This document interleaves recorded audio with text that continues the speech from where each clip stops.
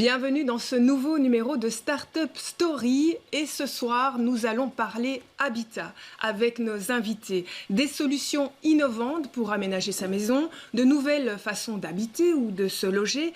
Nos 4 invités sont là pour nous parler de leurs projets respectifs et j'ai à mes côtés notamment Marie Loger, bienvenue. Bonjour. Vous êtes l'administratrice déléguée de Cocoon. Oui, tout à fait. À vos côtés, Niels Bokanowski, vous Bonjour. êtes cofondateur de Colive. Exact. Bienvenue chez nous. Merci. Il y a aussi Nicolas Kuckelberg à cette table. Vous avez imaginé BC Materials. Oui, bonjour. Bienvenue. Et enfin, Anne Van Reuzel, cofondatrice de Sonian Woodcope. Bonjour. Merci à tous les 4 d'être avec moi. Et on va faire plus ample connaissance, évidemment. Et puis, vous avez tous accepté bien un petit jeu, le jeu du pitch. Ne vous crispez pas. Je sais qu'on a entendu le petit décompte il y a quelques minutes, ça vous stresse un peu, mais non, je suis sûre que c'est un exercice auquel vous êtes rompu. Et puis, celle qui a accepté d'ouvrir le bal, eh bien, c'est Marie Loger pour Cocoon. On vous écoute, Marie. Alors, Cocoon.Bruxelles est une expérience de glamping urbain qui est nichée dans le grenier d'une des maisons de la Grand Place.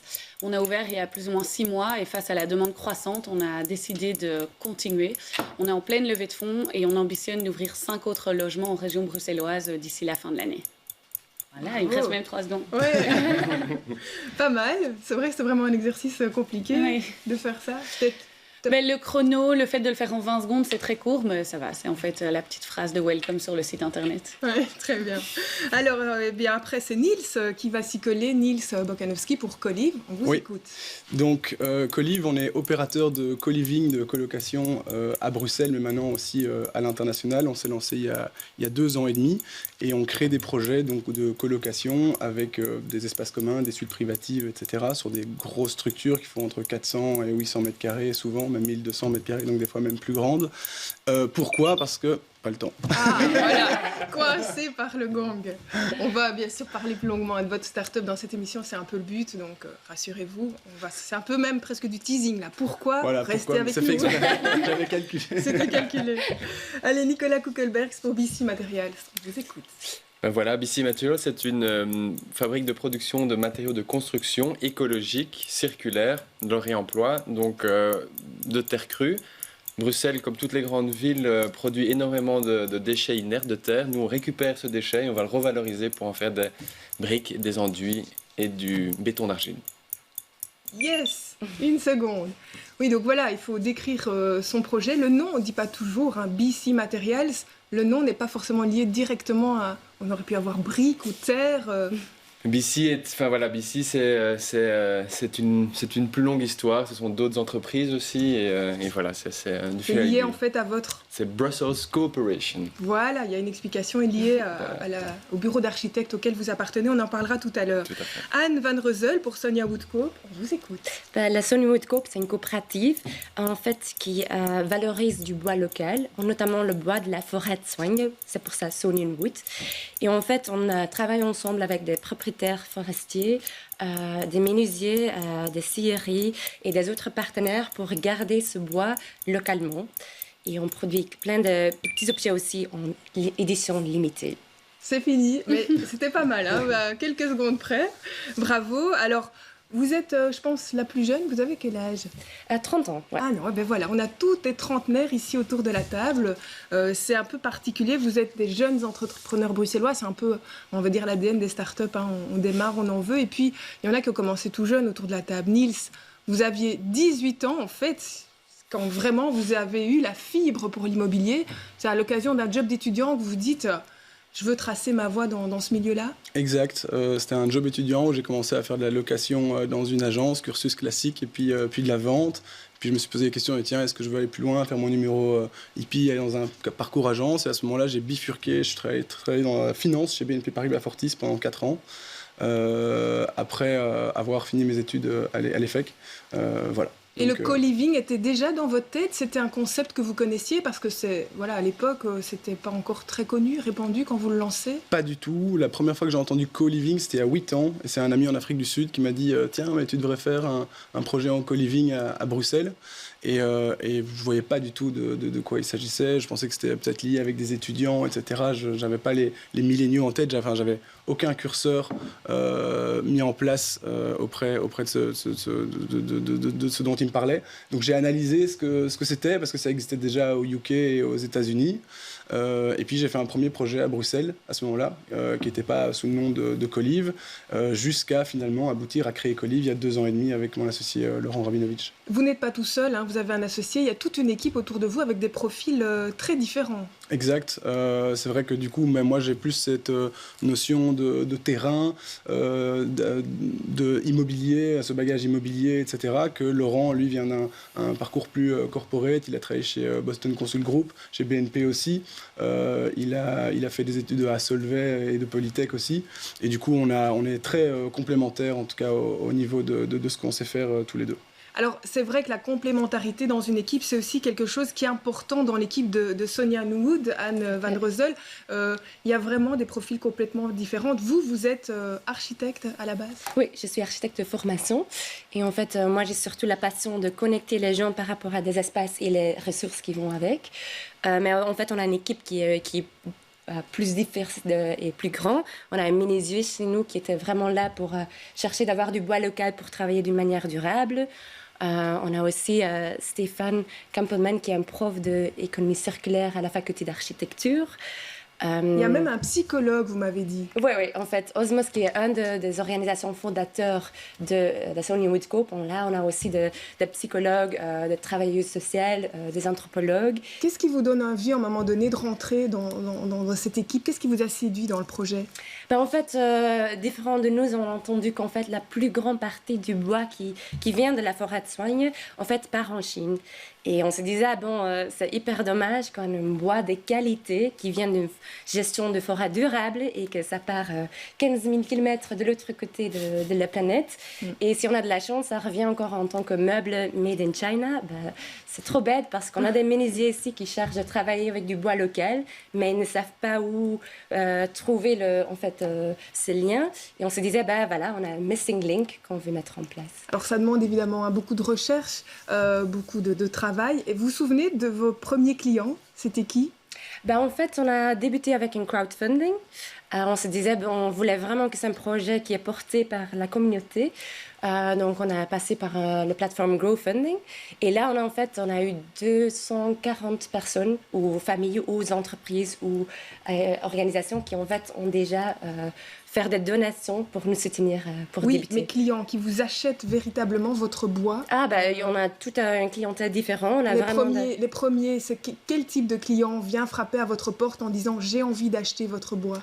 Par exemple, il y a G de Bois, qui est une entreprise qui crée des staircases, escaliers, oui.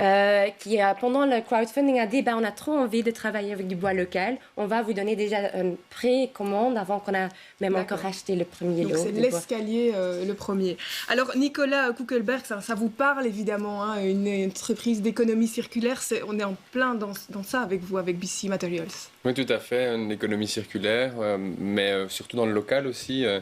On est vraiment très fiers de pouvoir travailler avec une ressource de Bruxelles, la terre. Et voilà, ça c'est quelque chose qui vous parle. Mais à la base, votre idée, lorsque BC Materials est en gestation, c'est une idée qui est née en Afrique. Ouais. Expliquez-nous. Oui, exactement. En fait, donc BC, c'est une longue histoire aussi d'une agence d'architecture, maintenant qui existe aussi toujours depuis à peu près 15 ans. Et le tout premier projet d'archi que j'ai fait, moi, quand j'ai fini mes études, je suis parti en Afrique avec 20 000 € en poche et mes 3 amis pour pouvoir construire une bibliothèque, pensant qu'on allait aider une communauté locale. Et on s'est rendu compte que dans le pays comme le Burundi, qui n'a jamais vécu l'industrialisation, la seule possibilité, les seuls matériaux qui étaient disponibles, c'était des matériaux locaux. Sinon, ça venait de très loin, c'était très cher. Le sac de ciment coûtait 3 fois le prix qu'il y avait ici. Et c'est comme ça qu'on a découvert ce matériau terre crue, justement localement, et qu'on s'est mis dedans et qu'on s'est rendu compte que c'était quelque chose de très intelligent, que nous on a oublié, qu'il faut juste réallumer un petit peu ici en Belgique. Alors ça vous a demandé aussi évidemment beaucoup de recherche, beaucoup de travail ici. Ça a été compliqué, vous avez dû vous faire un réseau pour Oui. réussir cette entreprise? Après, il y avait déjà un réseau, c'est un matériau qu'on va dire qui n'a jamais vraiment complètement été oublié, parce qu'on a toujours construit en terre crue, mais qui a reçu une sorte de connotation, on va dire hippie ou même, oui voilà, geitenwolle sok, on dit en néerlandais. Et donc, le travail, c'était ça en fait, c'était de remettre ce matériau au goût, parce que justement, ses valeurs intrinsèques, point de vue écologique, sont tellement meilleures que n'importe quoi, comme autres matériaux conventionnels, que c'est ça en fait notre travail, c'est de le remettre en avant et montrer que c'est un matériau d'avenir. Alors vous avez aussi beaucoup voyagé, hein, Marie, lors de votre carrière, avant de lancer votre start-up, Malaisie, Thaïlande, et pourtant c'est à Bruxelles qu'est né Cocoon. Oui, je pense qu'on se sent jamais aussi belge que quand on est à l'étranger. Étant expat plusieurs années, on se rattache à ça. On est ravis d'aller célébrer le 21 juillet avec des Belges à l'autre bout du monde. Et donc, j'avais un peu la flamme de la culture belge qui s'est allumée à l'étranger, en fait. Et c'était ça l'idée à la base d'Imagine Belgium, de venir qui est à la Bruxelles. première start-up sur laquelle vous vous êtes Voilà, appuyé. tout à fait. Oui. Imagine Belgium, le concept en un mot. Quelques mots, c'est un musée digital situé sur la Grand Place qui a envie de faire redécouvrir et redynamiser la culture belge. Mais en plein confinement, les touristes sont plus là, vous devez réinventer votre concept et c'est comme ça qu'est né Cocoon. Oui, c'est tout à fait ça. Donc on a ouvert le 1er septembre et le 15 octobre, on a dû fermer. Et donc on a dû se réinventer. On avait un bâtiment situé Grand Place et on s'est dit, en fait, finalement, c'est ça notre asset. L'équipe est motivée, on va faire profiter quelqu'un de cette vue. Et donc on a acheté une tente, un igloo et on a monté tout et on a installé notre premier logement insolite dans le grenier de la maison qu'on louait. Ce qui vous conforte à ce moment-là aussi, c'est que le tourisme insolite a le vent en poupe à ce moment-là, en pleine période Covid, Oui. parce qu'on ne peut plus quitter la Belgique. C'est exactement ça. On avait lu pas mal d'articles que les logements insolites cartonnaient. Et je pense que c'est parce que les Belges avaient envie un peu de bouffer d'air et de changer de leur quotidien. Et ils exploraient la Belgique. Et on s'est rendu compte en fait qu'il n'y avait pas de glamping ou de logements insolites dans les villes. C'était toujours à la campagne. C'était l'idée, hein, c'est souvent ça, c'est avoir l'idée, voilà. La bonne idée. Et donc on s'est dit, on va tester, on va l'installer Grand Place. On n'a pas pris trop de risques niveau financier, on va voir si ça prend. Et heureusement, les clients étaient là au rendez-vous. Alors justement, la fermeture des frontières, ça vous concerne, hein, Niels, parce qu'avec Colive, vous accueillez pas mal de personnes qui travaillent, qui viennent de l'étranger aussi. Est-ce qu'au moment où il y a ce confinement dur, vous vous dites, aïe, aïe, aïe, ça va faire mal au business ?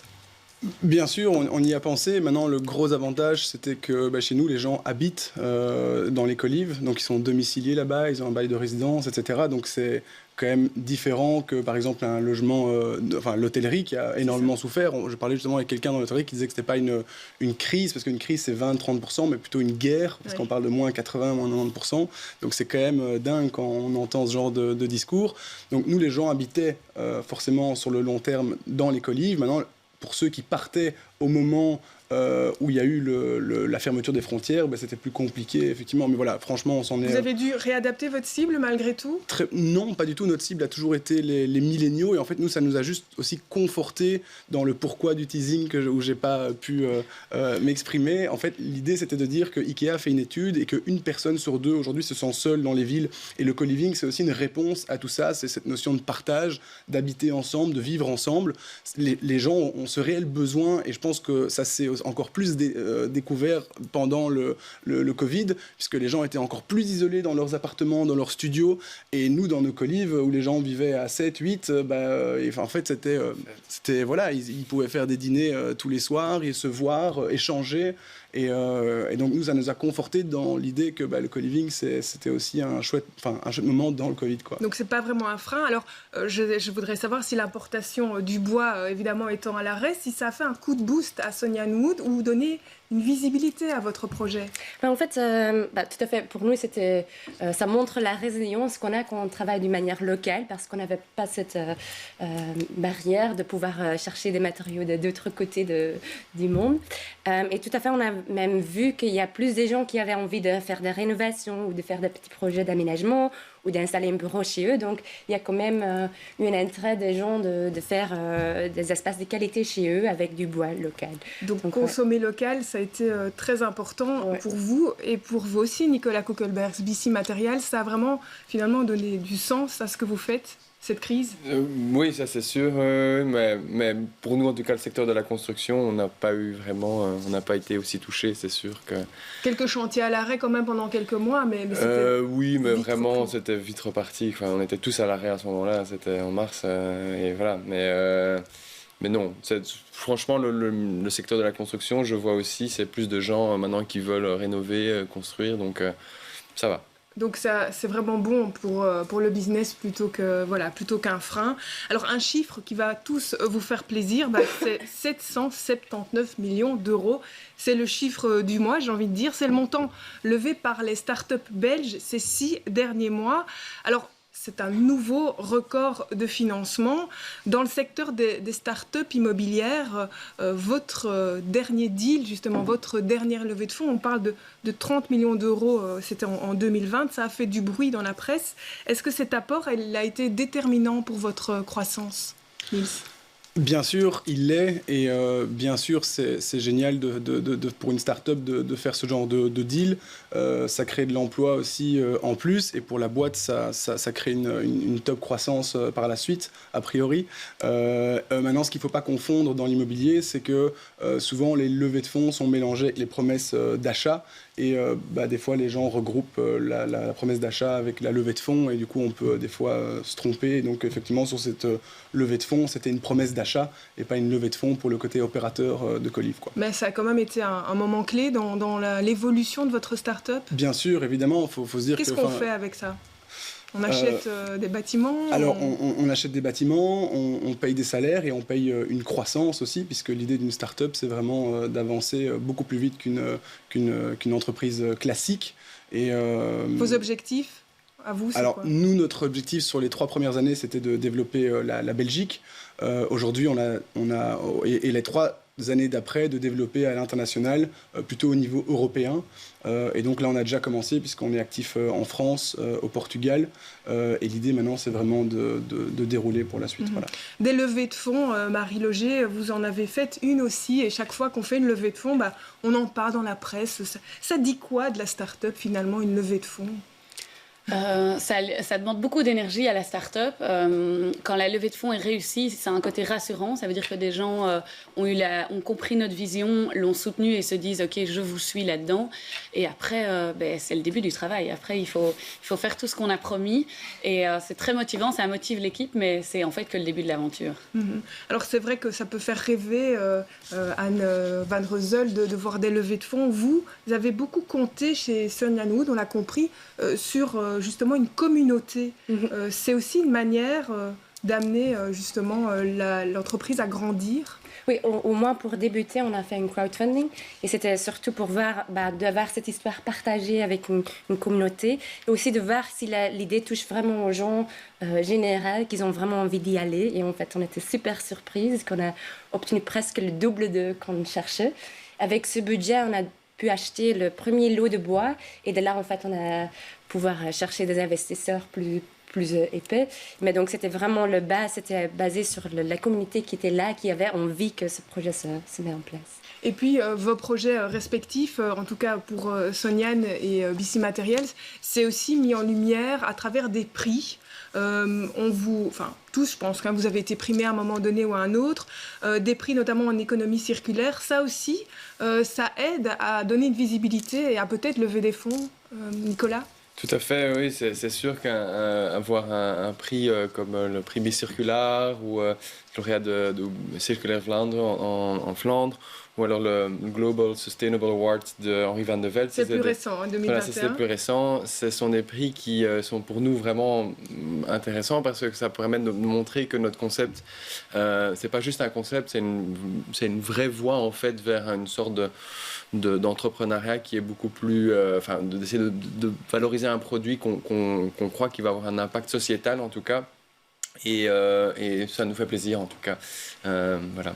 Alors parfois, on reçoit des fleurs, on reçoit des prix, et puis parfois on reçoit des critiques. C'est vrai que la presse épingle parfois des petites polémiques ou met en avant des difficultés qui peuvent toucher vos startups liées justement au logement. Alors justement, pour la startup Co-Living, on a été très attentif au fait que le co-living était dans le collimateur de plusieurs communes bruxelloises qui veulent en fait cadrer l'offre pour éviter la spéculation, la densification. Alors pour l'instant, rien de contraignant en termes de permis d'urbanisme, ce sont surtout des recommandations, mais tout de même, Niels Bokonowski, quand ça arrive, est-ce que ça représente une menace pour son business ? Non, parce qu'on a toujours fait les choses bien et en accord avec les communes et les régions. On suit un règlement, il y a quand même un règlement qui existe au niveau de l'immobilier qui s'appelle le RU, qui est important de suivre. Maintenant, c'est vrai que le co-living, c'est quelque chose de nouveau, ça n'existait pas. Enfin, moi je dis, je le connaissais il y a 8 ans, mais il y a 8 ans, il n'y avait aucun article dans le co-living. Aujourd'hui, c'est vrai qu'il y en a toutes les semaines et donc la concurrence est rude. Oui, mais c'est juste qu'on en parle. En fait, on en parle pourquoi ? Parce qu'aussi il n'y avait pas de solution pour les personnes qui venaient habiter un an, que ce soit à Bruxelles, Paris, mais donc parlons de la Belgique puisqu'on est à Bruxelles. Les gens qui venaient habiter de l'étranger, et je parle même quelqu'un de Gand qui vient habiter un an à Bruxelles, c'était très compliqué en fait de venir habiter un an. Qu'est-ce qu'on avait comme proposition ? C'était soit d'habiter un an dans un hôtel, parce que c'est des jeunes travailleurs, donc voilà, le boulot paye l'hôtel, ou alors dans des appart-hôtels, généralement meublés Ikea, 40 mètres carrés, et on se sent seul, et de nouveau il y a ce sentiment de solitude dans les villes. Le co-living fait que nous on apporte des grands espaces avec des espaces extérieurs, des jardins, des communs, etc. Mais vous pourriez investir, c'est un peu la demande des communes, des logements vides, des bureaux, plutôt que des maisons unifamiliales que vous transformez en espace de cohabitation. C'est un peu ce qui est reproché. Aujourd'hui on discute avec eux parce qu'en fait nous quand on a amené Colive, on a amené plutôt Colive en tant que solution. Les bâtiments qu'on reprend, c'est des bâtiments qui sont des fois à l'abandon depuis 2 ans. On a un bâtiment qui était alloué depuis 9 mois qu'on a repris.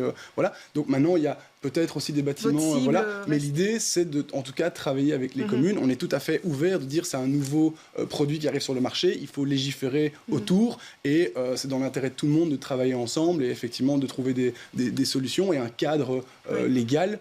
Mais on avance, c'est vrai que l'administration a fait un cadre légal au niveau administratif il y a quelques années avec le bail de colocataires et le pacte de colocataires. Maintenant, on avance sur l'aspect plutôt structure, etc. Et voilà. Trouver un cadre légal, c'est aussi ce qui s'est passé pour Robici Matériel. C'est parce que retraiter des bouts de chantier, ça ne se fait pas comme ça. Il y a une législation. Vous avez fait bouger les lignes ? Oui, en effet. Donc, quand on a débuté avec BC Materials, c'est qu'on est parti sur ce flux de 2 millions de tonnes de terre chaque année qui sont excavées à Bruxelles et qui finissent comme un déchet parce que dès qu'on creuse en fait pour pouvoir faire des fondations, un parking, n'importe quoi, une fois que la pelleteuse est passée sur son trou, ça devient un déchet. Donc pour pouvoir revaloriser ce déchet, on doit avoir un permis d'environnement et on doit avoir ce end of waste, ça s'appelle statut, qui est attribué donc par un permis d'environnement. Et ça a été vraiment je ne vais pas dire une galère, mais ça a été vraiment très compliqué. On est vraiment très content d'avoir eu le prix Bicircular de la région, donc qui est attribué par l'IBGE. Et dans le même bâtiment, heureusement, ce sont eux qui s'occupent justement des législations par rapport à ce statut. Et donc, on a pu discuter, évoluer et avancer et trouver le bon chemin légal pour pouvoir arriver à faire ça. Alors, on le voit pour Cocoon aussi, investir la Grand Place, c'est aussi parler de permis, parce qu'on est dans un patrimoine classé. Ça vous demande aussi beaucoup de travail et d'énergie pour convaincre que votre projet ne va pas dénaturer les bâtiments que vous occupez ? Oui, vraiment. Et en soi, nous, on est un peu le petit poussé parce Cocoon n'existe que depuis 6 mois et a l'ambition d'investir d'autres bâtiments de la Grand Place. Et l'idée, en fait, est quand se situe Grand Place, on ne fait pas souvent attention, mais il n'y a que les rez-de-chaussée qui sont occupés. Et c'est un peu le cas dans beaucoup de centres historiques ou de bâtiments qui ont une très belle vue. Il va y avoir un café ou un magasin de chocolat au rez-de-chaussée. Et les étages, on va mettre les stocks. C'est un peu dommage de mettre des caisses avec une aussi belle vue. Et l'idée est vraiment de se dire, OK, d'aller voir les propriétaires et de leur dire, on a une solution pour l'étage, partageons les frais, partageons les bénéfices. Et ça vous demande vraiment d'aller voir les communes, de faire des démarches lourdes parfois ? Oui, ça demande du temps et surtout, nous, c'est souvent, on s'installe de manière temporaire et donc les démarches souvent sont pour des logements qui sont là pour plusieurs années et donc parfois mettre 6 à 8 mois pour avoir toutes les autorisations. Mais nous, si on occupe un bâtiment que pendant 12 mois, il faut aller plus vite, donc voilà. Il y a encore, on passe les messages en même temps, si on nous écoute.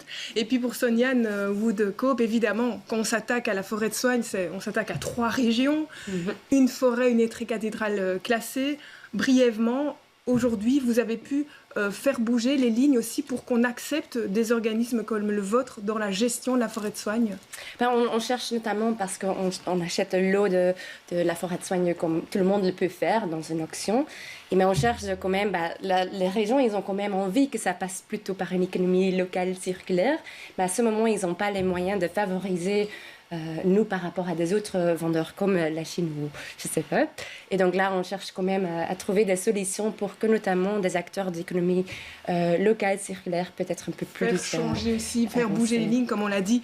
C'est bientôt la fin de cette émission. J'ai envie de vous accorder encore 20 secondes. C'est pas un pitch, mais chacun, vous allez me donner votre objectif, votre défi du futur. Marie.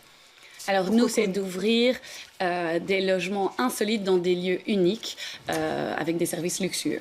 Niels pour Colive. Alors, nous, l'idée, c'est de dire qu'aujourd'hui, partir par exemple en Italie en vacances, c'est très facile, on va sur le Booking et en 2 clics, on part en Italie. Par contre, aller habiter en Italie, ça ne se fait pas en 2 clics et aujourd'hui, c'est ce qu'on veut faire au niveau européen. Super. Nicolas pour BC Materials. Nous, c'est faire réentrer dans les mœurs la construction en terre crue et plus en général la construction locale avec des matériaux propres, écologiques et avec un bilan carbone le plus faible possible. Et puis Anna pour Sonia Woodcope. De vraiment valoriser cette ressource locale et de chercher que le plus que possible on peut être un exemple, que les gens parlent il y a des solutions qui sont possibles et qu'ensemble on peut créer en fait une économie circulaire qui fait du sens. Merci à tous les 4, c'est déjà la fin de cette émission. Bonne continuation avec vos entreprises respectives. Quant à nous, on se retrouve la semaine prochaine avec d'autres histoires de start-up. À très bientôt.